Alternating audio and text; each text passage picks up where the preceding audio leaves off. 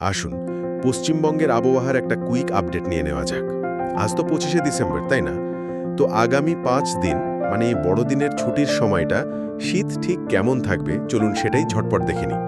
প্রথমত উত্তরবঙ্গের কথা বলি।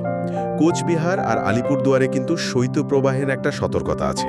এর মানে হলো দিনের বেলাতেও তাপমাত্রা স্বাভাবিকের থেকে বেশ অনেকটাই নিচে থাকবে। তো একটা কনকনে ঠান্ডা ভাব কিন্তু সারাদিনই থাকবে, সঙ্গে সকালের দিকে হালকা কুয়াশাও থাকতে পারে কিন্তু। দ্বিতীয়ত দক্ষিণবঙ্গ। এখানেও কিন্তু আগামী দুদিনে তাপমাত্রা আরও 1 থেকে 2 ডিগ্রি সেলসিয়াস কমতে পারে। আর আগামী 5 দিন তাপমাত্রাটা স্বাভাবিকের চেয়ে 2-3 ডিগ্রি নিচেই থাকবে। মানে বুঝতেই পারছেন, বড়দিনের ছুটিটা বেশ জাঁকিয়ে শীতেই কাটবে। এখানেও কিন্তু প্রথম দুদিন সকালের দিকে কুয়াশা দেখতে পাওয়া যাবে। আর সবশেষে পুরো রাজ্যের জন্য একটা সাধারণ সতর্কতা আছে।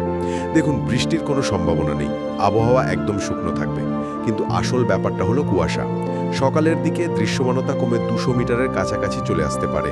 তাই আপনারা যারা রাস্তায় বেরোবেন একটু সাবধানে থাকবেন। তাহলে এক কথায় বলতে গেলে পশ্চিমবঙ্গ জুড়ে একটা শুষ্ক, কুয়াশাচ্ছন্ন আর স্বাভাবিকের চেয়ে বেশি ঠান্ডা সপ্তাহ আসতে চলেছে।